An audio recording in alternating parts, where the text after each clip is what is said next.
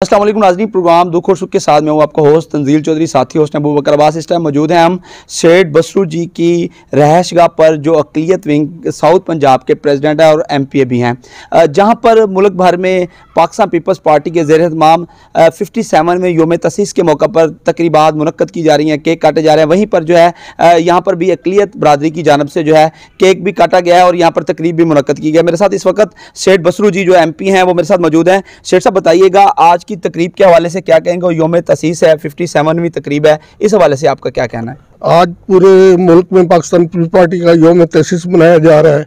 ये 57 योम तसीस है जो पूरे मुल्क में हर ज़िले में, हर सूबे में, हर जगह पे ये मनाया जा रहा है। और हम भी, मैं मिनार्टी का साउथ पंजाब का सदर होते हुए मखदूम सैयद अहमद महमूद की क़यादत में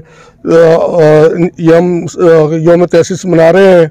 और इंशाल्लाह आने वाला वक्त जो देख रहे हैं, इंशाल्लाह बिलावल भुट्टो साहब वज़ीर-ए-आज़म होंगे इंशाल्लाह बहुत जल्दी। बहुत शुक्रिया जी बिल्कुल, आपने सेठ बसरू जी की बात सुनी। उनका ये कहना है कि जहाँ पर मुल्क भर में तकरीबात मुनक्कद की गई हैं, यहाँ पर सादिकाबाद में भी जो है अक़लियत बरादरी की जानब से जो है तकरीब मुनक्कद की गई है और